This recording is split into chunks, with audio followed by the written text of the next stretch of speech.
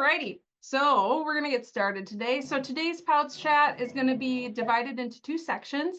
The first section will be a continuation of our mini-series on soils. We're going to be doing entosols and inceptosols today. The second will be more in the style of a normal POWTS chat. For the first part of the session, I'll be your presenter. For the second part, Matt Jansen will be the speaker. If you're new here, I'm Katie Petzel, a POWTS field staff member serving kind of the North Country, based out of Superior. Here's the agenda for my portion of today's presentation. As you can see, this month we're going to be taking a bit of a change of pace in that we'll be covering two soil orders, the entosols and the inceptosols, but the order of business will be the same for each and continue in the pattern that we have been going. First, I'll kind of introduce the order and go over its key characteristics and distribution. Then we'll talk about the formation and processes, if there are any, that are important to each order, and then end by talking about each order in Wisconsin and providing an example of the series. So we're going to start out with the entosols here.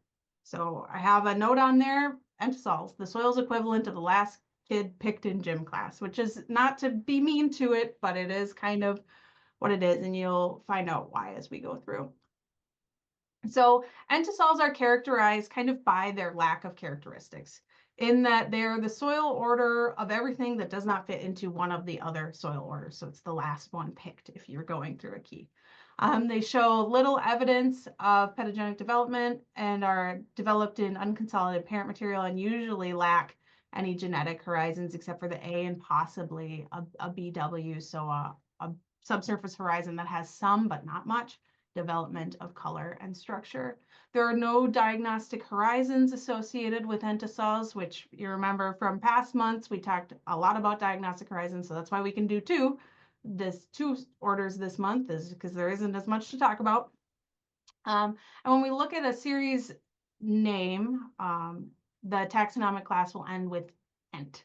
You can kind of remember this, recent, they're recent soils, entosols. If we take a look at what are the, what it takes to create a soil, there's a number of things that are necessary. And why don't entosols show development? Well, it's because they're recently deposited and they haven't had enough time to develop the genetic horizons and other soil and for the soil forming factors to act upon it. So we're removing time from the equation here. Entosols could form when there's a recently eroded nearby slope, or they could be deposited by wind or water. But what they all have in common is that not all the soil forming factors, time, hasn't had enough to act upon it. That is the limiting factor for that soil development. So if we look at the distribution here, I have two maps up of the distribution of entosols, both in the US and globally. Entosols occur anywhere where there are recently created soils. Simple as that. Globally, they account for about 18% of the ice-free surface area, but in Wisconsin, it's about 12%, so noticeably less. The global distribution map there doesn't show the suborders, but if you imagine the landscape where they can be, kind of found, you can understand why they might be there. So for example, a lot of this area is associated with deserts, where the soil might be constantly eroded or deposited. Like the dunes you can see there of, Saharan Africa. There's a lot of soil movement there, and the soil is not forming in the same way.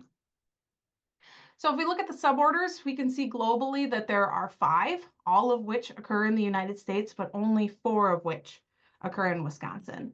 So those 4 suborders that occur in Wisconsin are the aquens, the salmons, the fluvents, and the orthents. You can see on the statewide distribution map there, and note that, when we went back across the whole United States, orthents were the most common, but in Wisconsin, they're significantly less common. In Wisconsin, salmons are the most common suborder of entosols. And because we don't have diagnostic horizons or anything to talk about, I thought we'd talk a little bit more about the suborders. So aquens. Aquens are poorly drained entosols that have a water table at or near the surface for much of the year. Soils that are artificially drained are also included in this suborder.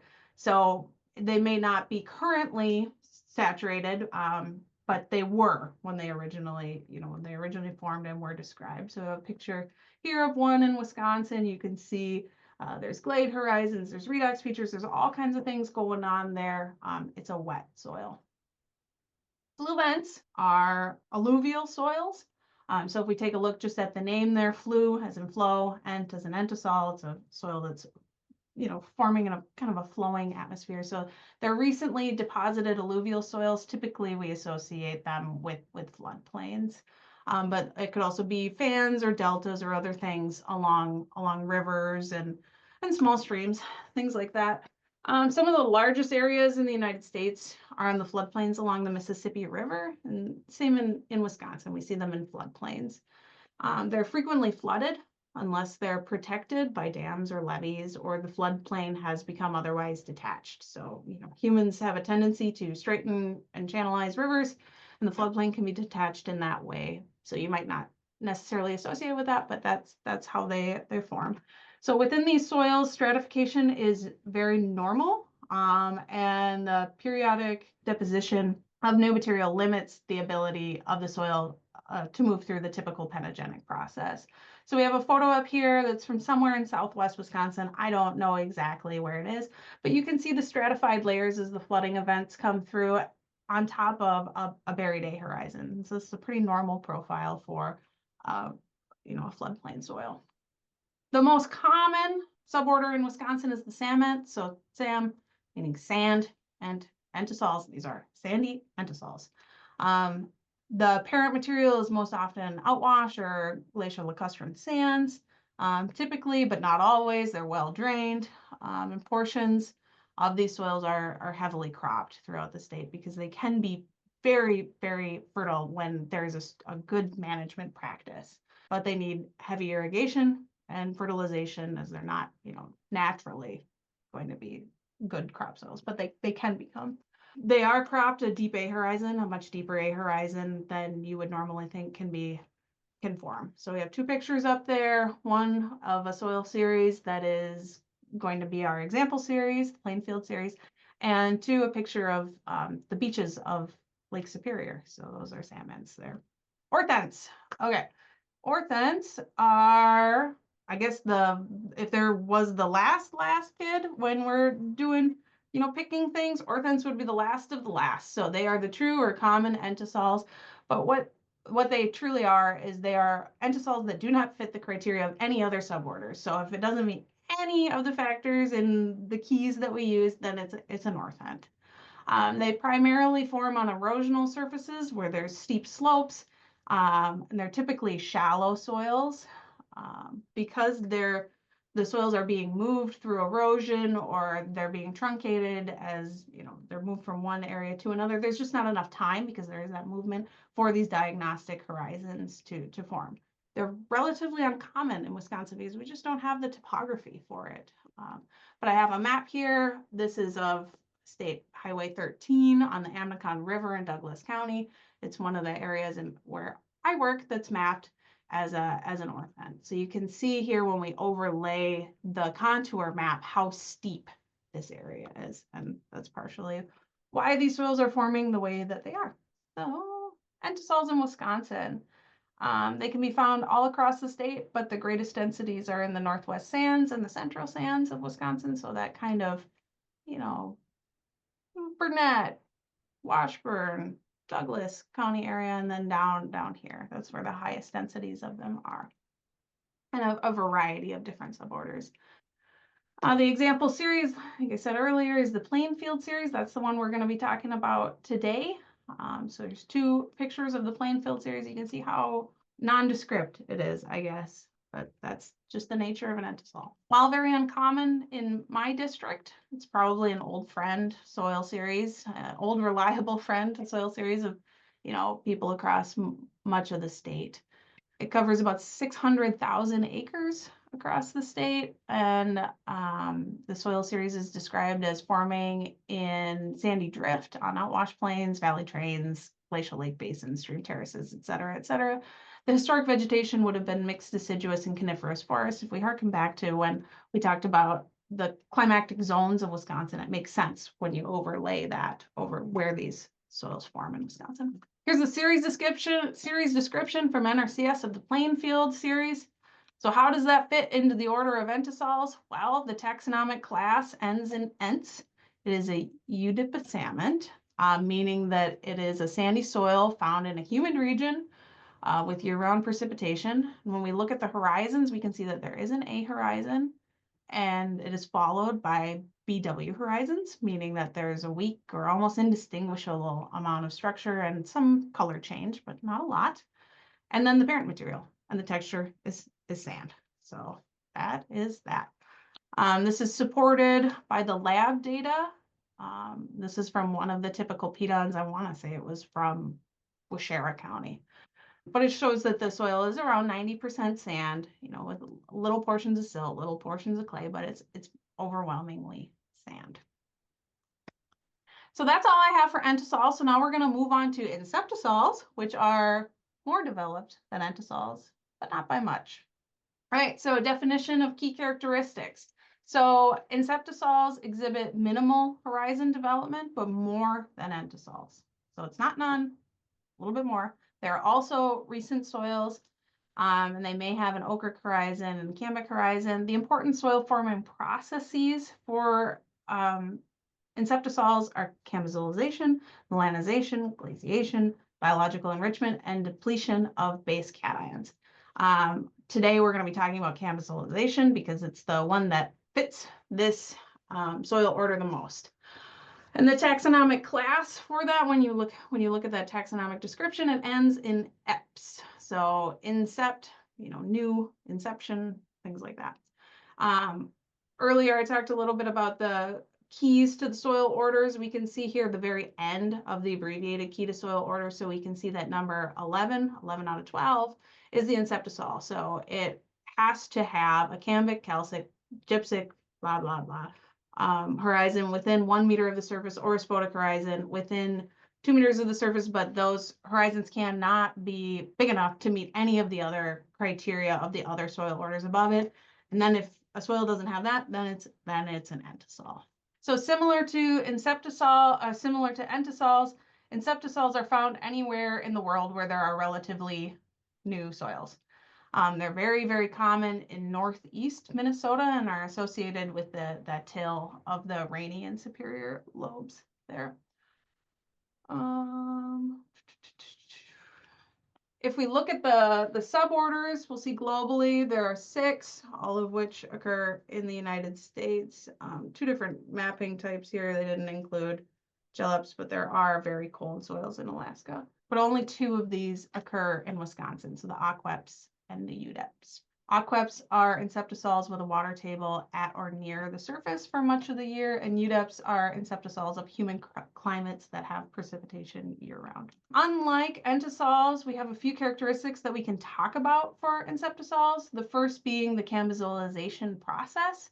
So some soil scientists, notably the ones that wrote Soils of Wisconsin, don't really view this as a true soil forming process. So the definition is kind of loose and you have to chase it down, but here's what it is.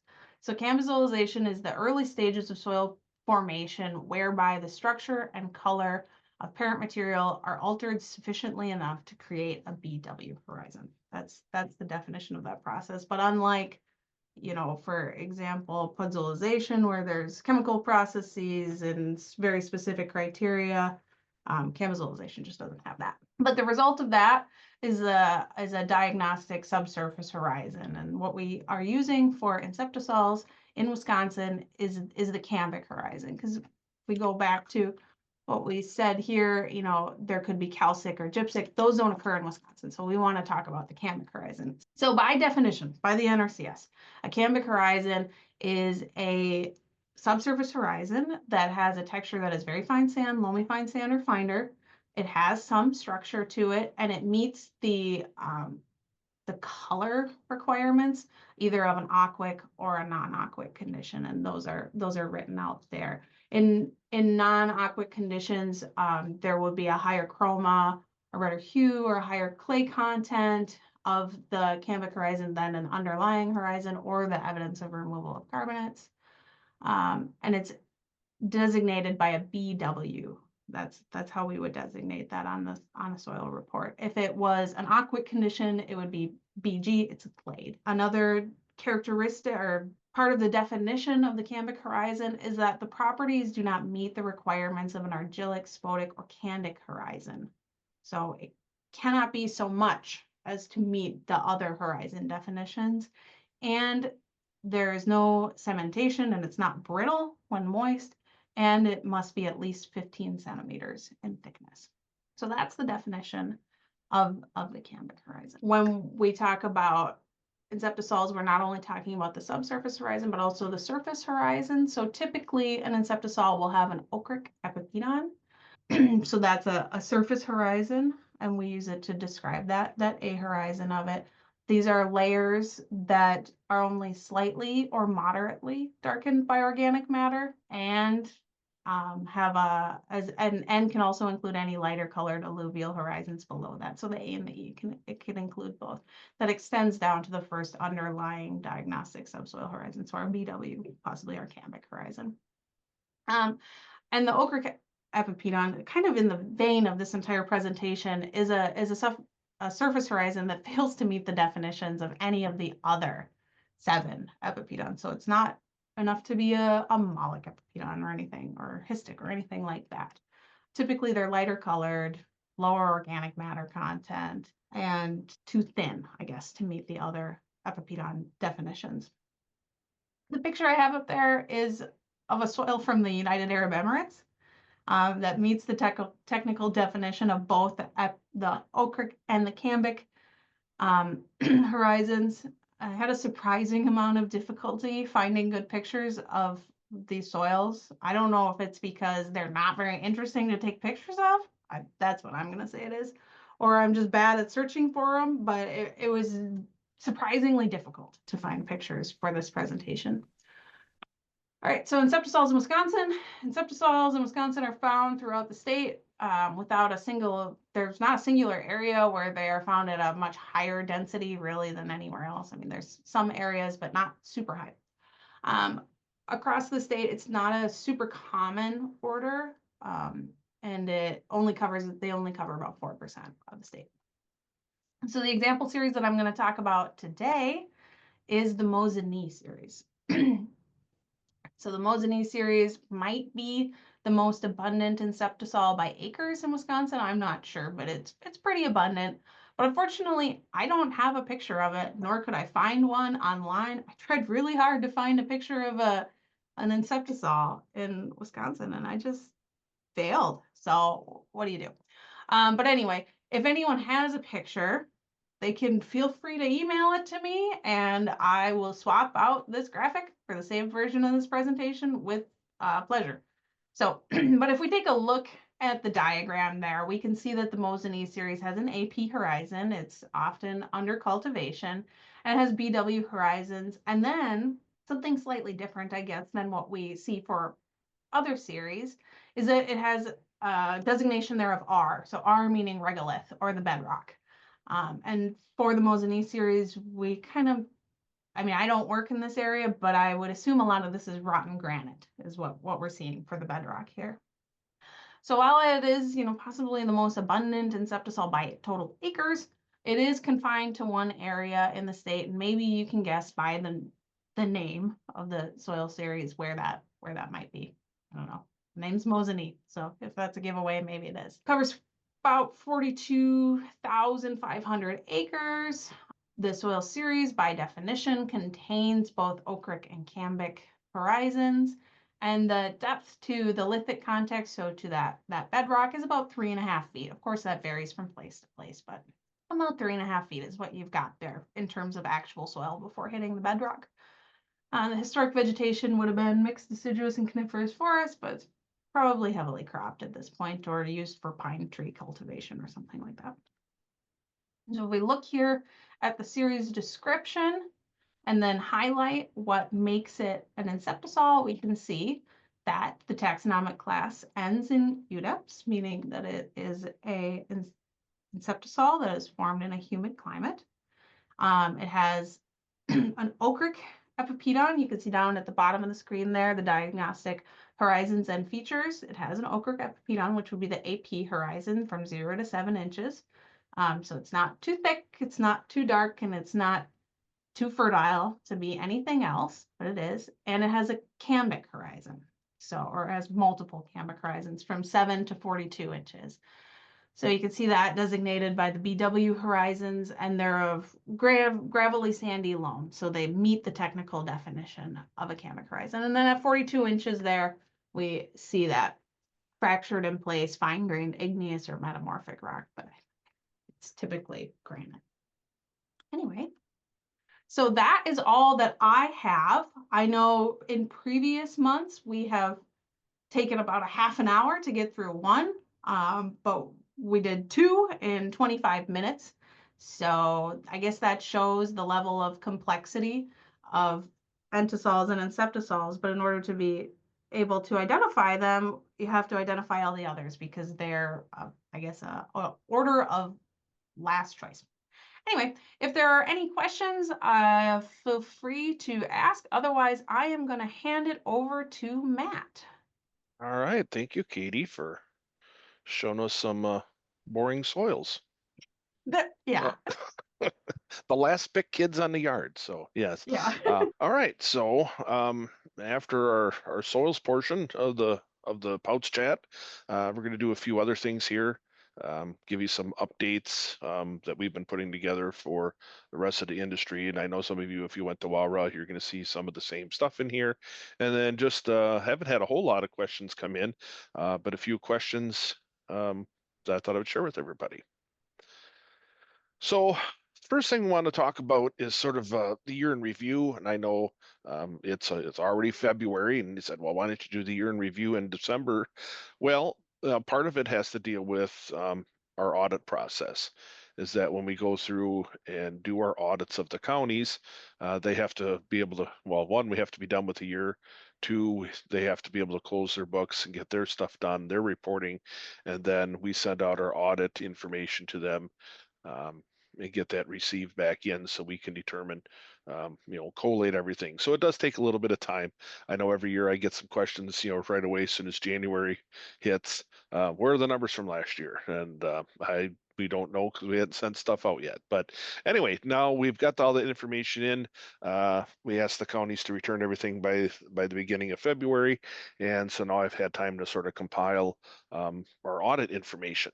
Now, granted, just so that you're aware that this is raw information, so we haven't done all of our audits yet to confirm this, but this is what the county self-reported. So it's probably 99% accurate. I mean, there will be a little bit of tweaks here and there, but pretty close.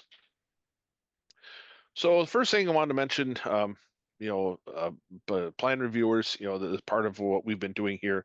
The addition of our 2 plan reviewers has kept us within our 15-day turnaround, typically 10, allowed us to get out in the field more. So I'm sure you're more than aware of that field staff has been able to get out there. But it's also allowed us to transition the review of products within the POWTS program. So we'll talk a little bit about that, some of the things that have taken place over the last year. Again, our plan review numbers, as you'll see, have been up, but we've been able to still maintain our service and keep that down around the 10 days or less. I think a lot of the summer we're sort of floating around that 8 to 10, somewhere in there. So what we had for some numbers between 2023 and 2024 is we did see a significant surge of plans early in the spring.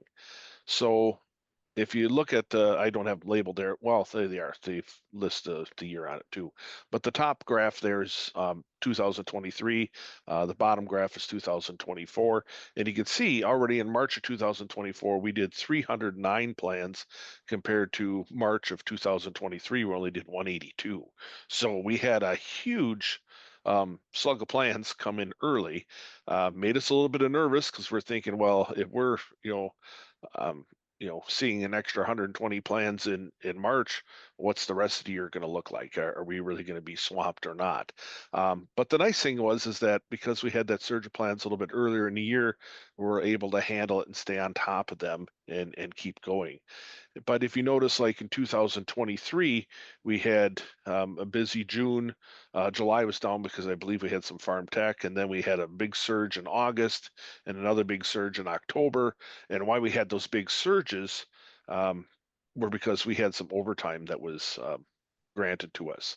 And so it wasn't that we were just much more efficient, those months.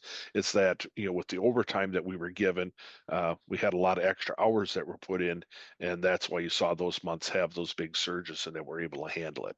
But you also have to remember in 2023, we were short some personnel, which was giving us some issues. So a lot of that extra plan review or the plan review capacity we did have in those months was due to the field staff and not our traditional plan reviewers.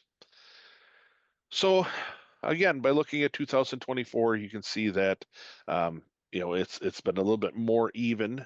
We don't have the big peaks going from 300 to 450 and back down. We stayed a little more static. We did have a dip there in July. Again, farm technology days. Interesting, that's the exact same number that we did 2023, but we were able to stay well within the 15 business days without overtime, and we're able to handle that workload. So just the total numbers, we're at 3364 in 2023, and we're at 3544 for reviews in 2024. So, a year-to-year increase, we were about 5% over the 2023. So again, the extra staff helped us out. We're able to handle those surges, handle that extra plan review, and still stay without the overtime, without pulling people out of the field. So um, thanks for all our office staff for making it such a nice transition.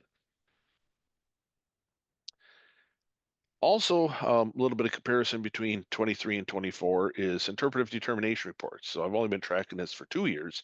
Um, but interpretive determination reports, we had 209 reviews in 2023, and we had a fairly significant increase to 262 in 2024. So we bumped up basically 53, a 25% increase. So there are a couple of reasons for that. Is we did see a small uptick with the suspension of the hydrograph. There were a few sites that came in as interpretives for that, but the majority of them were subdivision. Travis was dealing with the subdivision in his part of the state, and there were quite a few of them that came in all related to that subdivision, and he's still working on it. He's got a tremendous lead on the rest of us for 2025 because he's still processing some out of that subdivision. So it did change around a little bit also with the redistricting. We're a little bit more even split between the field people. But we did have a significant increase overall. And is that a trend that's going to keep going? We assume it is, as we've sort of talked internally. The good sites are getting used up, and more and more, how do I want to say, marginal sites or less traditional sites are being sought after for development. So we're probably going to continue on that process of seeing more interpretive determination reports. Want to mention some plan processing issues. So, we'll still harken back to, um, Jerry Swim here, our longtime plan reviewer that's since retired. But one of his favorite things was, saying, "Come on, man," and he um, did get after us a lot on um, plan processing issues.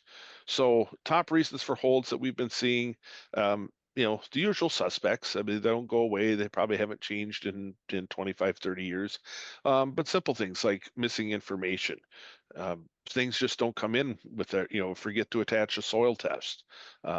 Or you're missing pages off of a soil test or part of your plan, or things don't get filled out. So make sure when you're sending your plans in, that you're going through it, looking at it one more time before it's submitted to make sure everything is in there. The other thing that we see for missing information is signatures. Those are missing. So you may have somebody draft it for you, and if you don't sign it as the master plumber, we're going to hold it up looking for a signature. But make sure all the information is there and complete. We may also have um, some reasons, other reasons that we hold things up is that it may require an on-site, so it may be requiring an IDR. And even if you've already submitted or there's already been an IDR submitted for the site, let us know that because if an IDR was filed, whether it was last week or last year or 10 years ago, we don't always know that. And so when you send the plan in, um, the plan reviewer will look at the soil test and say, hey, this requires an IDR.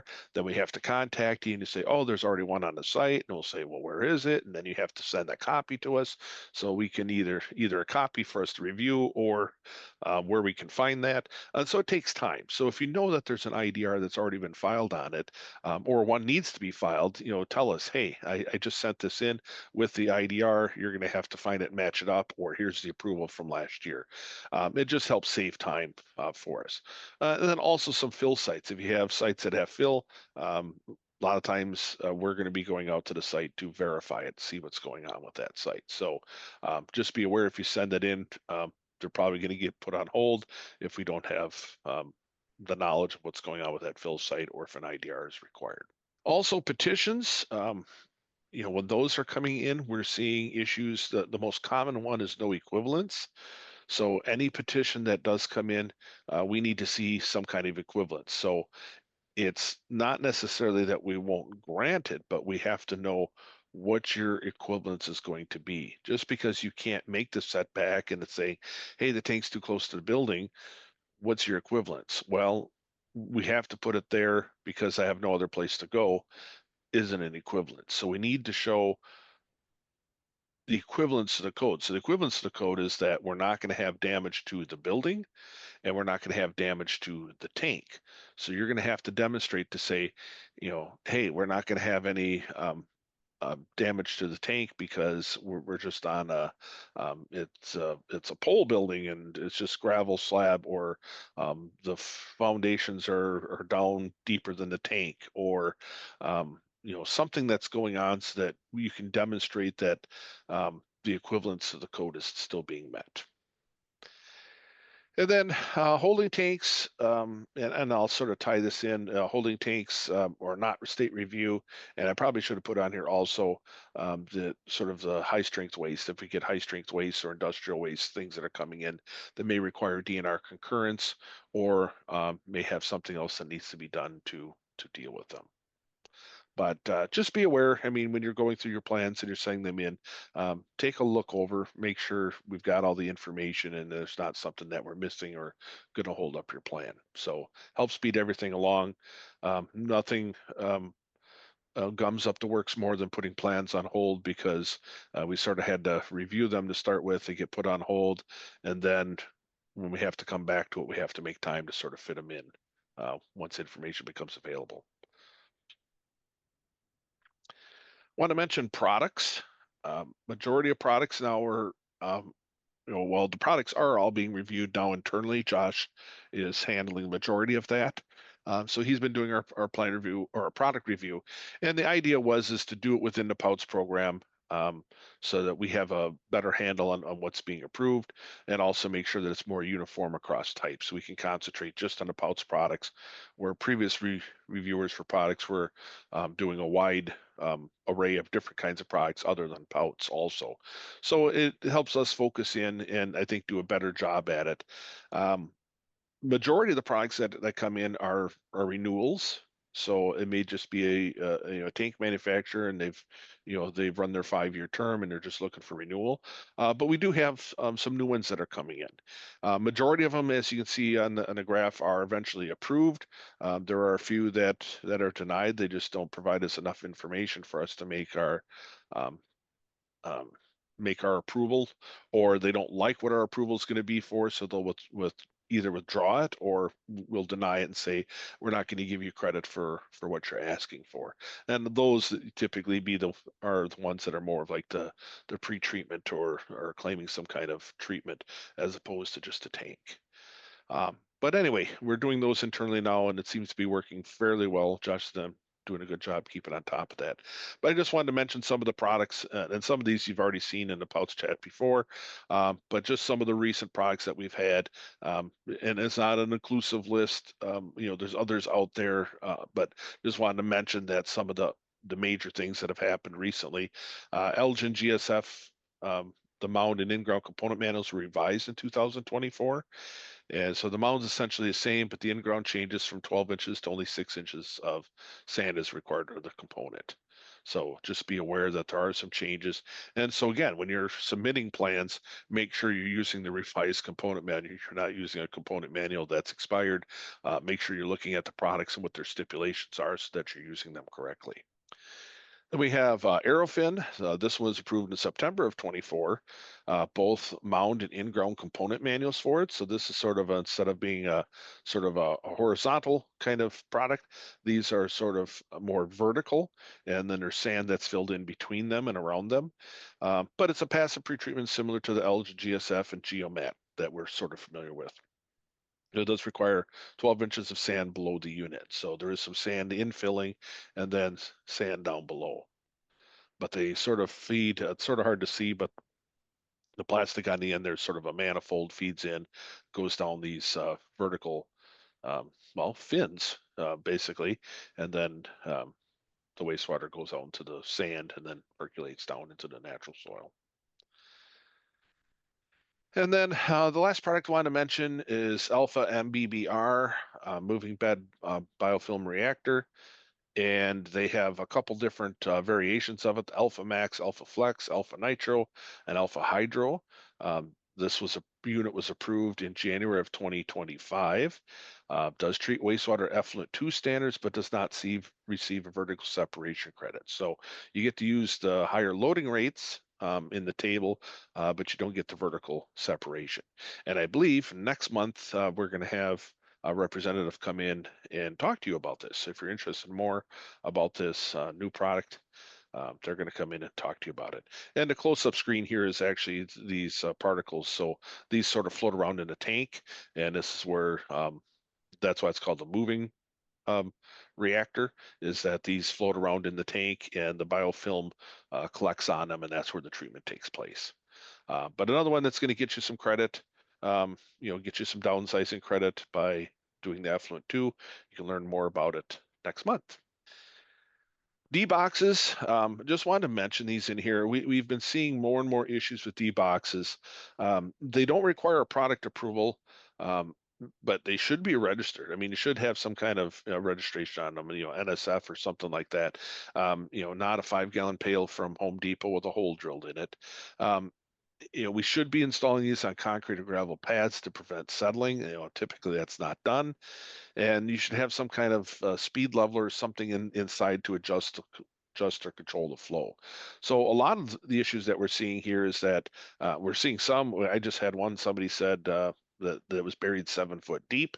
How are you going to get to it to adjust it or even inspect it or look at it? Other ones are installed shallow and they're getting jacked out of the ground or being heaved with frost and they're not level anymore. We're not going back out and look at them to make sure that they're level. So we've been seeing lots of problems with D boxes. So it's something on our radar. We'll probably be looking at providing some more guidance out in the future about this. But take care with the D boxes. Make sure they're installed properly. Make sure you're going back out there and checking them. Otherwise, we're going to have to come up with some kind of guidance, or maybe even make them products now that we're going to have to get approval. We don't like any more regulation, but again, if it's not being taken care of, that's possibly the route we're going to have to go down. So let us know issues that you're having with it or things you'd like to see. And again, we may just come out with some guidance or something in the future. But anyway, take care with the D boxes. Make sure that we're looking at them. If wastewater is not going through them correctly, it's not going to, rest of your system's not going to work properly either. So I want to talk a little bit more about the county audits. We do have a statutory requirement under Chapter 145 to do audits. Consists of both our field and office components. We send out an e-audit to the county, which is sort of a self-reporting, and then the staff will go out to approximately about 50% of the counties and sit down with them and then actually do an office audit. We'll go through their paperwork and their procedures and pull some plans, so don't be surprised if you hear about a plan getting pulled. It's just random that we pull some. But again, it's not only statutory requirement, but it also provides us or lets us gather data to sort of assess the health of the POWTS program. Collect some numbers. We've got a lot of people that ask for stuff. How many permits are issued, what's going on. So with that, state sanitary permits, last year, 2024, we did 12,145 net permits. So issue new numbers for revisions, transfers, things like that, but we don't count them as a new permit. Um, so this would just be net permits, those not including revisions, transfers, voids, things like that. So it's up 3.9% over the year, but we are down slightly, 2.1% over the 10-year average. That's because post-COVID, 2020-21, we had a lot of replacement systems as people were starting to transition to home and realize their systems weren't keeping up. Um, but still, we've been right in that ballpark between 2015 to 2024, the last 10 years. We've been right in there, pretty close to the same number. For permits issued, I know this is more amongst the county staff. I think they bet each other who issues more permits and interested to know, but I think it's sort of fun for everybody to see what permits have been issued. So I've got the top 10 list of counties and who issued permits. We had Adams and Burnett County tied in position 10 with 289. Polk County was in ninth spot with 301. Sawyer at 304. Marathon at 305. It was some really close numbers from 301, 304, 305. Marinette jumps up 342. And then our top five, St. Croix comes at 363. Waukesha at 398. Chippewa edged them out at 399 by one. Again, real close numbers. Oneida at 416. And then, like Usain Bolt running away from the pack, Vilas County at 544.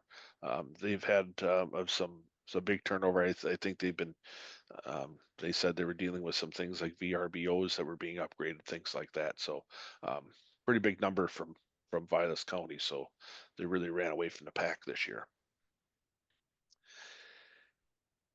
Want to mention POWTS inventory. So as part of the audit information that comes in besides number of permits, we track how many permits total are inventoried by the counties. So we had about a 6,000 increase, which stands to reason. We issued 12,000 permits.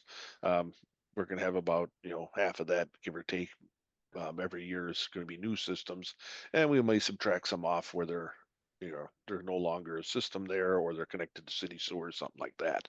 So we had 6,004 increase according to the inventory. Now you have to remember that this is just a snapshot in time. The permits are a finite number of how many they actually issued. But when we do the POWTS inventory, if the county gave us that inventory number at January 5th, or county reported later, February 1st, it's just a snapshot in time. So it will tend to average out in subsequent years. It won't make much of a difference, but if we're really trying to compare year to year, there is a little bit of a difference in there. But overall, when we're talking at almost 800,000 systems, give or take 100 or two isn't really going to make much of a difference.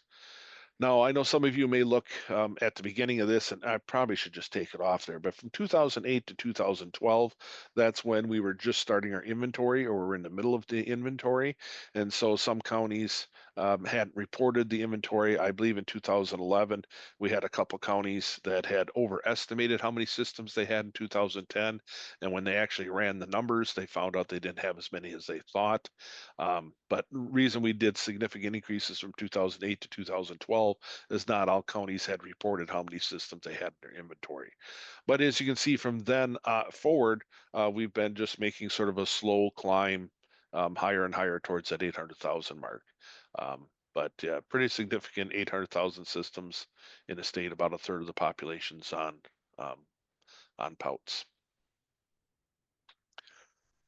And top counties with systems inventory. This is sort of a fun one to see. We saw who is issuing a lot of permits now, but that's not necessarily who's the top one for number of systems inventoried. So we have Chippewa at 18,000 in a 10th spot. Um, we had Oconto at 18,103, and St. Croix just edged them out by 3, 18,106. St. Croix did jump a couple spots from last year. I think they were um, a little bit lower. I think they were like 10th spot, and so they jumped up. The other counties have pretty much stayed pretty static because there's some big gaps between them, and it's going to take a few years before they catch, even if they are issuing more permits. But Meriden at a little over 19, Washington County at 21,109. Marathon at 21,217. There's pretty close. Washington might overtake them if they issue a lot of permits. Vilas at 22,978. Remember, Vilas was the number one for issuing, but they're not the number one for number of systems inventoried. Then we have Oneida that is still ahead on number of systems, 24,630. Vilas made a little bit of a stride to try to catch them. Dane County was up there at 25,848. And then the number one was Waukesha by a large margin, 33,960. So Waukesha has, they're still issuing quite a few permits, but they have a lot of rural development on POWTS, and they are still holding the number one spot. And I don't foresee anybody catching them in the near future.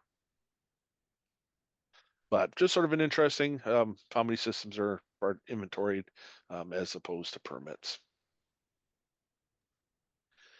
And then I have this slide here. Just want to show you a little bit about the difference between the new construction versus replacements. We get this question quite a bit. People sort of want to know, what's going on. Are these just all replacement systems, or are there actually new construction that's happening? And we were at 53.4% new, 46.6 for replacement. And the interesting thing is this graphic looks almost the same as last year, except it was flipped. We were about 46% new last year, 54% replacement, and now we're pretty much the opposite of that. Had a couple questions come in, not many, but just want to hit a couple. One we had was about campgrounds. Campground wants to expand. Do they need to upgrade or recalculate sizing for the existing sites? So it sort of depends. If the existing portion's not changing, if they can keep, whatever, I've got, 50 campsites on this system, and we're putting in, a new section here with another 30 sites, and are putting another system in for that, they can just design the system for the new sites. However, if they're adding to the system or redoing the drain field and are taking the old and the new and merging them together, then unfortunately they're going to have to base off the current estimates in the SPS 383 appendix. So it sort of depends on how they go about doing that. And the older sites probably were not sized according to what we have now, so they're probably going to be undersized. We had a question about car washes. How is car wash wastewater handled? And car washes have the potential to contain hazardous waste, the oil, grease, and fuel that might drip off the vehicles while they're being washed. And these wastes are regulated by the DNR, and that's actually in the code. It's noted in SPS 383.32 parent 3 parent A. There's actually a note in there that says it's going to have to go through the DNR, either the 204, 214, or something else if it's hazardous. And it specifically is car washing, or along with like laundry, not like a self-serve laundry, but like commercial laundromats, things like that. They're going to have to go to the DNR. And then I had a question about a cafe. How do we size for a cafe? It's just listed as paper service with a dishwasher. Well, the paper servicing, that was years ago. That's really not in their appendix anymore for sizing. And, SPS 383 appendix is what we use to size commercial facilities. But the cafe isn't listed, so what do we do? Well, we've seen some issue with these cafes or little coffee houses kind of thing. And even though it's paper service, they can generate high BOD, TSS, and FOG. you get the espresso with cream, and you pour that drink down the drain. Very high in BOD, could cause some issues. Plus, even though it's paper service, or maybe taken to go order or something like that, a lot of the coffee shops you can see in this picture here, what are they serving? There are cakes, there are muffins, there's scones or something like that, and a lot of times they make them themselves. So even though um, they may just be a paper service or to go things like that. The waste that's generated from these can be very high in BOD and TSS. So they should be sized as a restaurant, or if it's existing facility, the best would be to test it or meter it to determine what the wastewater strength is and what the volume is that they're generating so that we know how to handle it. Wanted to mention, like I said, I only had a couple questions come in. I think were worthy. Wanted to mention about training. Make sure you check the DSPS website for upcoming training opportunities. Anything that we do that we present. I mean, if we're doing something collaboratively with a county or with a manufacturer or something like that, we do have things coming up that will be on their websites or they'll handle that. But anything that we do will be on our website. That you're familiar with here, like the POWTS chat. So make sure you keep up on that website, not only to sign up for Pouch Chat, but also to see anything else that might be coming up in the future that we're doing. I want to mention that please be courteous. Um, if you sign up for something, it's not so much pouch chat because we have a lot of open spots for that.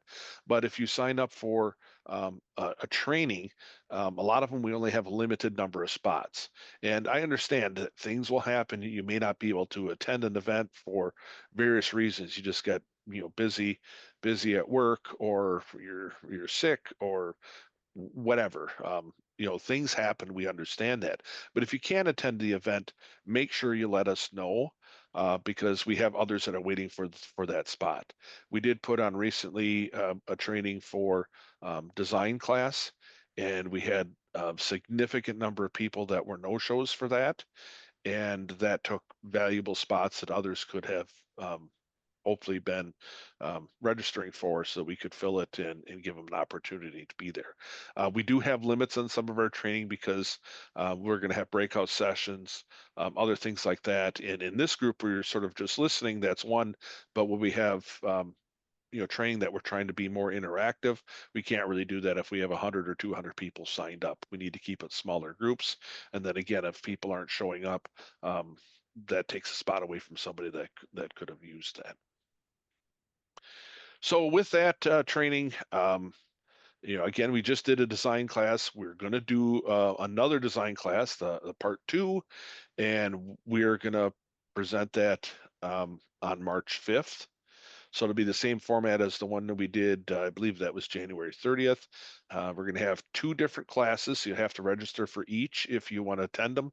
The first one will be, in the morning, 10 o'clock to noon, and we'll deal with, conventionals, pipe and gravels and EISA credits, and then passive pretreatment.